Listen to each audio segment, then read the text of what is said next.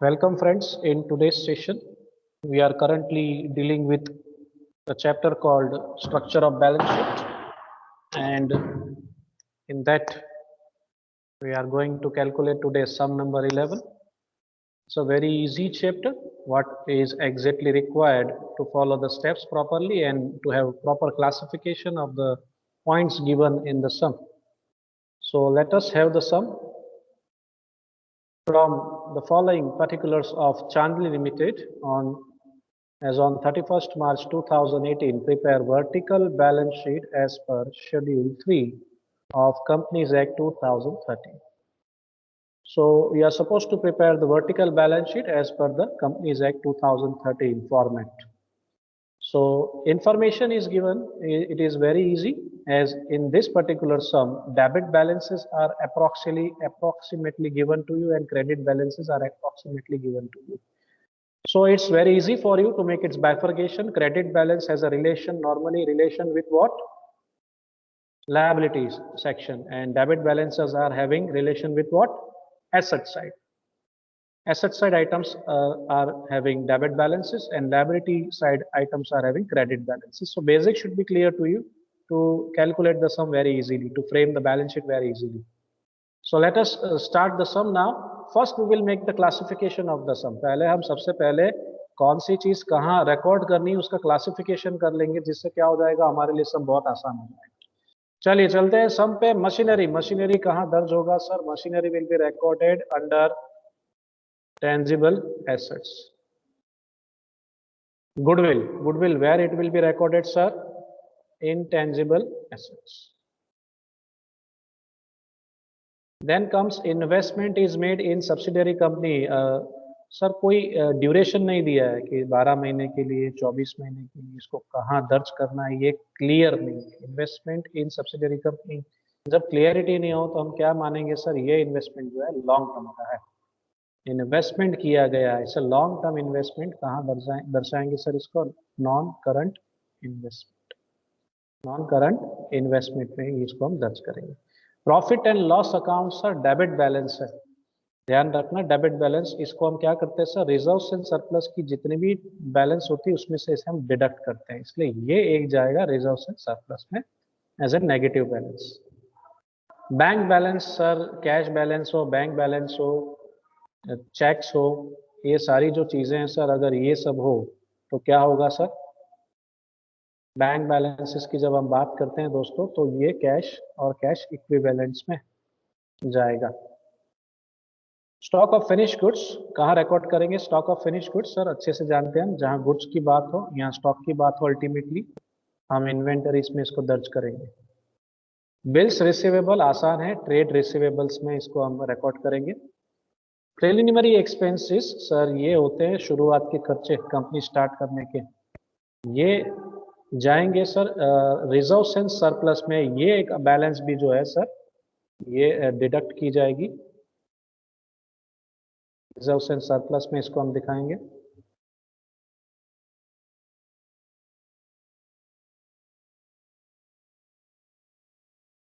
चलिए फिर under writing commission का क्या किया जाए sir? Under writing commission sir ये जाता है कहाँ पे सर? ये फिक्टिशियस एसेट है, इसको हम कहाँ रिकॉर्ड करेंगे सर?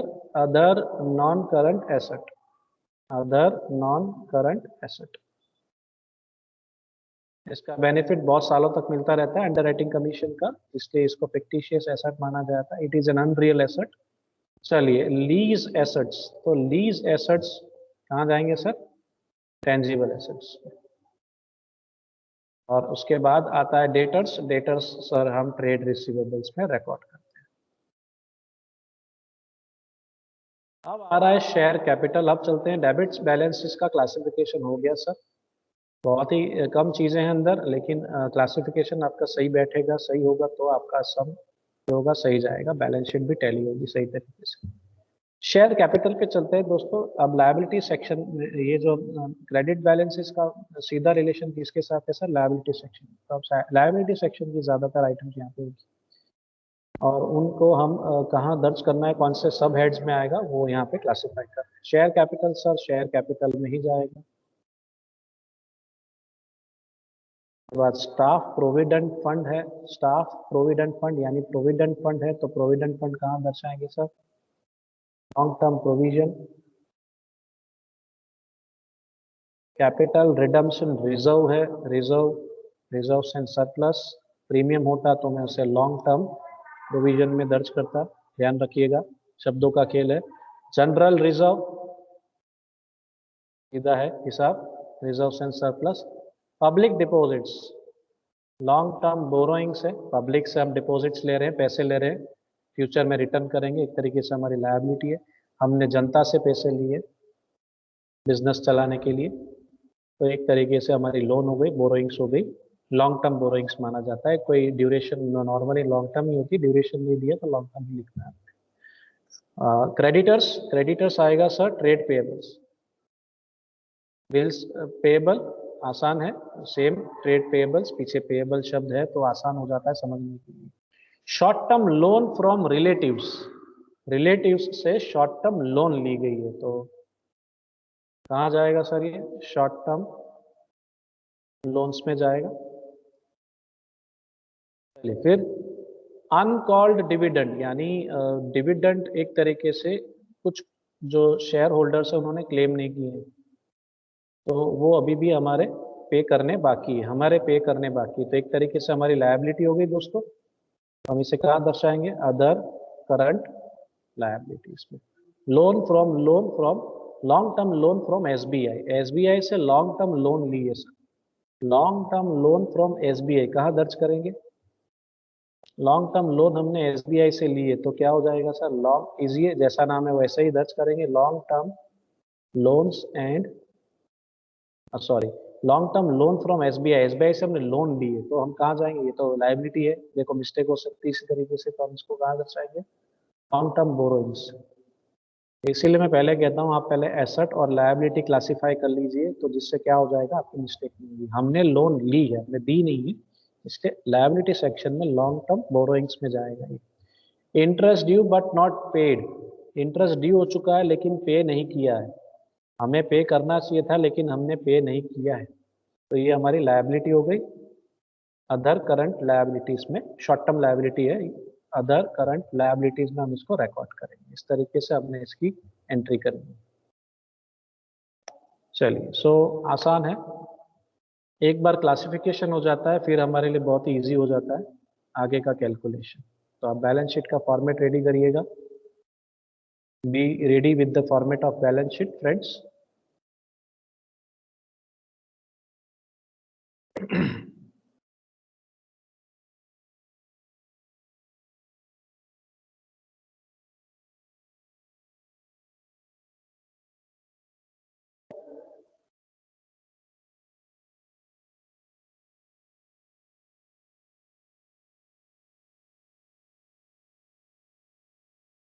चलिए so let us now ready with the format of balance sheet. Balance sheet की हेडिंग देनी है आपने सबसे पहले, balance sheet as on 31 March 2018, तीन column, prepare 3 columns, 3 column ready करनी है दोस्तों।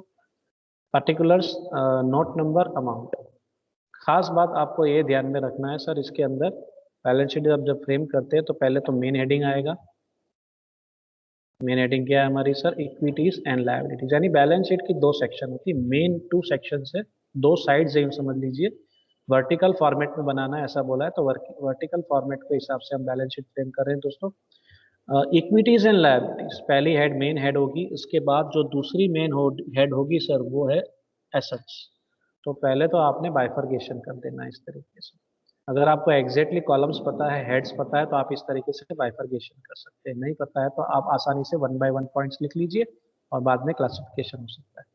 तो हमें तो पता है कि सर बैलेंस शीट कोई भी हो, हॉरिजॉन्टल हो या वर्टिकल हो, ये वर्टिकल बैलेंस शीट है, इसमें दो मेन साइड्स होती है, एक लायबिलिटीज होती है और एक एसेट्स होती है। तो ये दो मेन सेक्शन हो गए, हमारे साइड्स हो गए। अब इनकी जो मेन हेड्स होती है वो हम पहले लिख लेते हैं। लायबिलिटीज की सबसे पहली मेन हेड क्या है तो वो लिख लेते हैं, शेयर होल्डर्स फंड होती है सबसे पहली main head. Second main head क्या है सर वो लिख लेते हैं, इस तरीके से आसान हो जाएगा। Share application money pending allotment. तीसरी मेन हेड क्या होगी सर? वो तो बहुत आसान है, नॉन करंट लायबिलिटीज। और उसके बाद फोर्थ मेन हेड आ जाएगी करंट लायबिलिटीज। इस तरीके से फोर मेन हेड्स अगर हम लिख लेते हैं ना पहले तो हमारे लिए आसान हो जाता है, लेकिन हमें ये पता होना चाहिए कि मेन हेड्स के अंदर सब हेड्स कौन से हैं। अगर ये पता है तो इससे इजी कुछ नहीं है सर। तो आपने एस एस एन सी इस तरीके से थोड़ा आगे की चीज़ें आप याद रख सकते हैं, अल्फ़ाबेट से याद रख सकते हैं, तो आपको आसान हो जाएगा। तो ये लायबिलिटी के मेन हेड्स हो गए। एसेट्स की सिर्फ दो ही मेन हेड्स होती है, जो अभी आपने लायबिलिटी की देखी वैसी, नॉन करंट एसेट्स और उसके बाद आता है करंट एसेट्स। तो इस तरीके से आप सबकी पहले मेन हेड्स याद रखिए, जिससे क्या हो जाएगा, बहुत इजी हो जाएगा आपको फॉर्मेट याद रखना। ठीक है दोस्तों, तो चलिए ये इतना रेडी हो गया। अब हम वन बाय वन पॉइंट्स लेंगे अंदर, इनसाइड सब पॉइंट्स कौन से हैं उस पे चलेंगे। तो चलते हैं शेयर होल्डर्स फंड में। सबसे पहला आता है शेयर कैपिटल। शेयर कैपिटल में नॉर्मली इस सम के अंदर एक ही पॉइंट है और नॉर्मली एक ही होता है। कभी एक से ज्यादा हो तो हमें उसका नोट्स बनाने की जरूरत पड़ती है, नहीं तो नोट्स बनाने की जरूरत नहीं सिंगल आइटम। सो 41 लैक्स ये पहली पॉइंट रिकॉर्ड हो गई हमारी शेयर कैपिटल। अगले पॉइंट पे चलते हैं सर, रिजर्व्स एंड सरप्लस। तो रिजर्व्स एंड सरप्लस की जब हम बात करेंगे तो उसमें ज्यादातर एक से ज्यादा पॉइंट्स होते हैं। तो रिजर्व्स एंड सरप्लस का वैल्यूएशन करेंगे, नोट नंबर 1 फ्रेम करते हैं। सो let us prepare note number 1 related with reserves and surplus.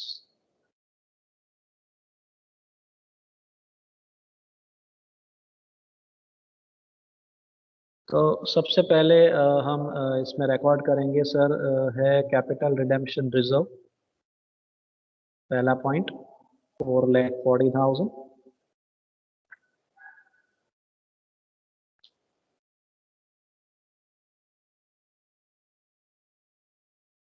जी, इसके बाद आएगा जनरल रिजर्व 3,80,000। इसके बाद है हमारा अगला point profit and loss account debit balance 1,40,000। और एक पॉइंट रह गया है, वो ले लेते हैं, प्रिलिमिनरी एक्सपेंसेस। जो अगर क्रेडिट बैलेंस होता प्रॉफिट एंड लॉस अकाउंट तो उसमें से डिडक्ट करते, लेकिन ये पहले से ही माइनस बैलेंस है हमारे पास, तो हम इसको सेपरेटली दर्ज कर देते हैं। प्रिलिमिनरी एक्सपेंसेस हम इनर बैलेंस लेके ही कर लेते हैं, भले माइनस में हो, वो ज़्यादा वो रहेगा, जेन्यून रहेगा। नॉर्मली जो प्रिलिमिनरी एक्सपेंसेस होते हैं दोस्तों, उसको प्रॉफिट एंड लॉस अकाउंट की जो क्रेडिट बैलेंस होती है उसमें से डिडक्ट करते हैं। पॉजिटिव में से नेगेटिव डिडक्ट करेंगे, लेकिन ऑलरेडी हमारे पास लॉस ही है, मीन्स नेगेटिव बैलेंस है, तो हमें एक्चुअली लेस करना चाहिए, लेस प्रिलिमिनरी एक्सपेंसेस। लेकिन दोनों है नेगेटिव, तो माइनस माइनस हो जाएगा क्या, हम जानते हैं हमारा मैथमेटिक्स का रूल, माइनस माइनस क्या हो जाएगा सर, दोनों ऐड हो जाएंगे और दोनों आउटर कॉलम में चले जाएंगे। तो कितना है देख लेते हैं, 78,000 है।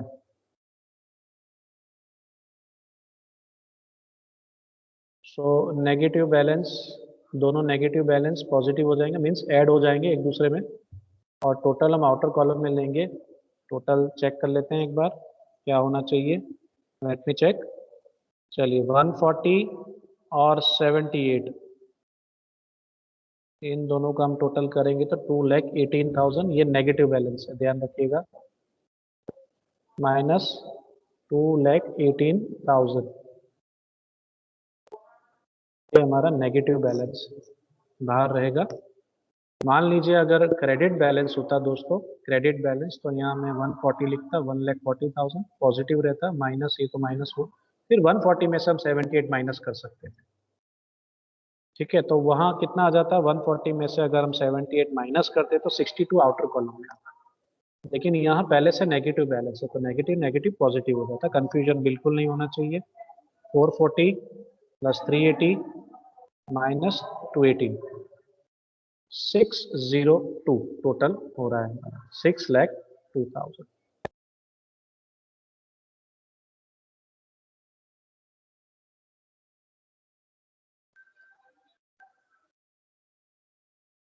यहाँ चेंज करना होगा, 6,02,000।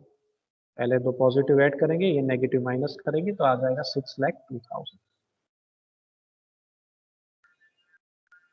तो चलिए यहाँ एंट्री ले लेते हैं, यहाँ पे अमाउंट चेंज करेंगे 6 लाख। चलिए फिर आगे बढ़ते हैं। अगला point share application money pending allotment, कोई इसकी इंफॉर्मेशन नहीं सब में। नॉन करंट लायबिलिटीज पे चलते हैं। नॉन करंट लायबिलिटीज में पहला पॉइंट क्या होता है चेक करते हैं, दर्ज करते हैं। Long term borrowings, sir long term borrowings एक से ज़्यादा है इस सब में तो उसके नोट्स बनेंगे। चलिए तो लॉन्ग टर्म बोरोइंग्स के नोट्स पे चलते हैं। लॉन्ग टर्म बोरोइंग्स देख लेते हैं कौन कौन से हैं हमारे। एक मुझे पब्लिक डिपॉजिट्स दिख रहे हैं, तो चलिए पब्लिक डिपॉजिट की एंट्री कर लेते हैं। अमाउंट टैली करते रहेंगे 18 लैक्स। इसके बाद अगला पॉइंट क्या है sir, loan from SBI, long term loan from SBI, तो ये लॉन्ग टर्म बोरोइंग्स में आएगा 1 लाख। तो ये दो है पॉइंट्स। अब इसकी टोटल ले लेते हैं 19 लैक्स। सो 19 लैक्स टोटल हो रहा है long term borrowings. Let's have it's entry. After long term borrowings चलते हैं अगली पॉइंट में। अदर नॉन करंट लायबिलिटीज में कोई एंट्री नहीं है, नॉर्मली यहाँ कोई एंट्री नहीं होती है। Long term provisions, long term provisions जो है देख लेते हैं, एक है या एक से ज़्यादा है, क्या है। एक ही ऐसा लॉन्ग टर्म प्रोविजन है दोस्तों, स्टाफ प्रोविडेंट फंड 15 लैक्स, यहाँ पे हम डायरेक्ट रिकॉर्ड कर सकते हैं। तो दोस्तों यहाँ पे हमारी लॉन्ग टर्म लायबिलिटीज कंप्लीट हुई। Other name is non current liability. अब शॉर्ट टर्म लायबिलिटीज पे चलते हैं, दैट इज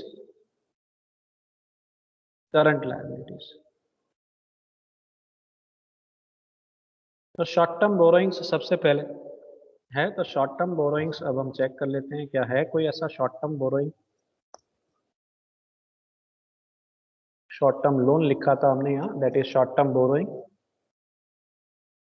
तो शॉर्ट टर्म बोरोइंग एक है हमारा, तो उसकी एंट्री कर लेते हैं 3,56,000, 3,56,000 सिंगल पॉइंट है, डायरेक्ट एंट्री कर सकते हैं। लोन और बोरोइंग सेम है, कंफ्यूजन नहीं होना चाहिए। आगे चलते हैं ट्रेड पेबल्स। ट्रेड पेबल्स एक से ज़्यादा है तो हम इसके नोट्स बनानी पड़ेगी। चलिए तो ट्रेड पेबल्स की नोट्स बना लेते हैं। ट्रेड पेबल्स ये हो गए हमारे लायबिलिटी सेक्शंस, यानी हम क्रेडिट बैलेंस इसमें चलेंगे। एक आ गया क्रेडिटर्स, एक हो गया बिल्स पेबल, तो ये दोनों की एंट्री हम यहाँ पे लिख सकते हैं और सीधा स्ट्रेट फॉरवर्ड हमारा ट्रेड पेबल्स रेडी।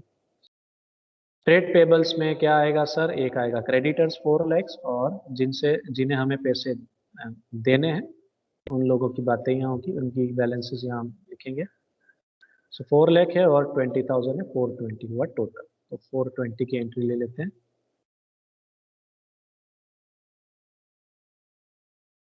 चलिए ट्रेड पेबल्स में 420 एंट्री होने के बाद अब आगे देखते हैं क्या है। Next point is other current liabilities, तो ये भी एक से ज़्यादा शायद है, देखना पड़ेगा अदर करंट लायबिलिटीज कितनी है। अगर करंट लायबिलिटीज एक से ज़्यादा है तो इसका हमें कैलकुलेशन करना पड़ेगा, नोट्स बनाने पड़ेंगे। चलिए तो अदर करंट लायबिलिटीज में दो पॉइंट है, एक अनकॉल्ड डिविडेंड है और interest due but not paid, ये दोनों पॉइंट की एंट्री करेंगे। अनकॉल्ड डिविडेंड कितना अभी भी हमें पे करना बाकी है, डिविडेंड सर 12,000 डिविडेंड पे करना बाकी है, और हमें इंटरेस्ट कितना पे करना बाकी है सर 30,000। तो ये दोनों आउटस्टैंडिंग है कंपनी के, 42,000 आउटस्टैंडिंग है, तो इसकी एंट्री करेंगे बैलेंस शीट में। 12 + 30 = 42, तो एंट्री हो गई इसकी। आखिरी पॉइंट पे चलते हैं, लायबिलिटी सेक्शन के आखिरी मेन हेड में करंट लायबिलिटी में आखिरी पॉइंट आता है शॉर्ट टर्म प्रोविजन। क्या कोई शॉर्ट टर्म प्रोविजन है, सब में आप ध्यान से देखोगे तो एक भी शॉर्ट टर्म प्रोविजन। चलिए तो इतना कैलकुलेशन कंप्लीट होने के बाद अब हम चलेंगे टोटल पे। टोटल में वेरिएशन होगा क्योंकि एक जगह हमारा बैलेंस अलग हुआ था, तो वो हम चेक कर लेंगे, टोटल करेंगे। टोटल अब हम चेक कर लेते हैं एक बार। 41 lakh plus 6,02,000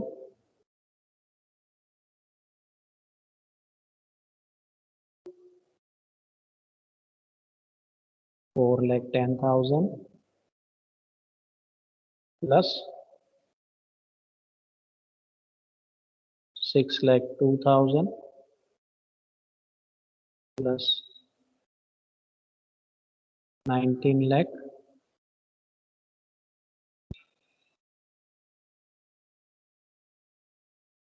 plus 15 lakh plus 3,56,000 plus 4,20,000 plus 42,000.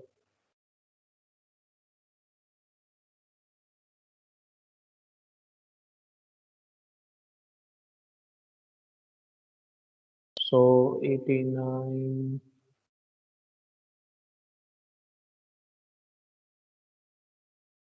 it is 89,20,000.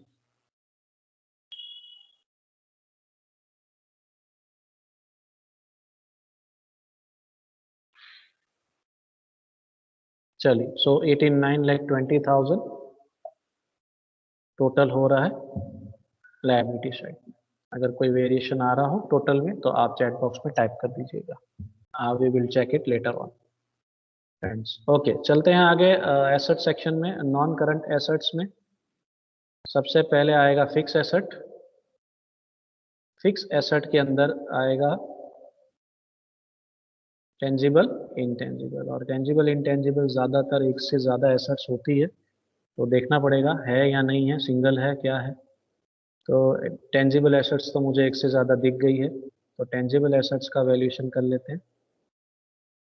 Let us count tangible assets. दो टेंजिबल एसेट्स हैं सब में. एक है machinery 18 lakhs and other is leased asset 32 lakhs. तो 50 lakhs की टोटल टेंजिबल एसेट्स हो रही है दोस्तों. तो अब हम इसकी एंट्री ले लेते हैं. Two assets are there in terms of tangible assets. Intangible assets में देख लेते हैं क्या अवेलेबल है हमारे पास. एक है हमारे पास गुडविल, दूसरी कोई इंटेंजिबल एसेट है नहीं, एक ही है सिंगल एसेट है तो उसकी एंट्री कर लेते हैं दोस्तों. 6 lakhs. 6 लाख सही है, अमाउंट भी सही है. चलिए, तो यहाँ पे हमारा फिक्स एसेट कंप्लीट हुए. Tangible intangible long term assets की बातें कर रहे हैं अभी हम. अब चलते हैं लॉन्ग टर्म इन्वेस्टमेंट की ओर. Means non current investment. क्या कोई लॉन्ग टर्म इन्वेस्टमेंट है देख लेते हैं. That is non current investment. एक है इन्वेस्टमेंट इन सब्सिडरी कंपनी. दूसरी कंपनी में हमने इन्वेस्टमेंट किया है, कोई ड्यूरेशन नहीं दिया इसलिए हमने इसको लॉन्ग टर्म माना था तो इसको 23 lakhs यहाँ लिखेंगे direct. Next is long term loans and advances. क्या हमने किसी को लॉन्ग टर्म लोन दी है? ऐसी एक भी पॉइंट नहीं है इसके अंदर तो डैश. इसके बाद आता है sir other non current asset. तो अदर नॉन करंट एसेट अगर एक से ज़्यादा है तो हमें उसका वैल्यूएशन करना होगा, वरना हम डायरेक्ट एंट्री कर सकते हैं. तो एक ही चीज़ है यहाँ पे long term current asset, long non current asset में एक ही चीज़ है यहाँ पे, अंडर राइटिंग कमीशन 90,000. तो वो यहाँ पे हम लिखेंगे. चेंज करना, अमाउंट में एरर है. अमाउंट यहाँ 90,000 है और बाय मिस्टेक 168 लिखा है. So let me change the amount. 90,000 आएगा. चलिए, इसके बाद यहाँ पे दोस्तों हमारा नॉन करंट एसेट कंप्लीट हुआ 90,000. अब हम चलते हैं नॉन करंट एसेट में आखिरी पॉइंट का 90,000 वैल्यूएशन. तो आप चलते हैं करंट एसेट. करंट एसेट की पहली हेडिंग लिखेंगे. अब हम शॉर्ट टर्म की बात करेंगे. करंट इन्वेस्टमेंट्स आता है सबसे पहले. क्या कोई शॉर्ट टर्म इन्वेस्टमेंट है? नहीं सर. कोई म्यूचुअल फंड वगैरह खरीदें कुछ? नहीं सर. तो कुछ भी नहीं, डैश आएगा. इसके बाद आता है इन्वेंटरीज. तो चलिए देख लेते हैं. इन्वेंटरीज नॉर्मली होती ही है, स्टॉक तो होगा ही होगा. सिंगल पॉइंट है 2,40,000 इन्वेंटरीज का. चलिए, फिर आता है next point and that is trade receivables. और नॉर्मली एक से ज़्यादा होंगे, ज़्यादातर होते हैं. देख लेते हैं एक बार फिर. बिल्स रिसीवेबल डेटर्स हैं, तो अब इसकी वैल्यूएशन पे चलेंगे।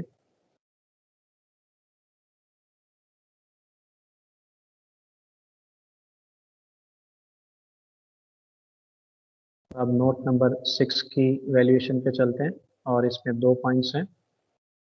आखिरी नोट हमारा डेटर्स 4 लाख और बिल्स रिसीवेबल 80,000, दो चीजें हैं, दोनों की बैलेंसेस सही है। 4,80,000, तो 4,80,000 की एंट्री यहाँ हो जानी चाहिए, ठीक।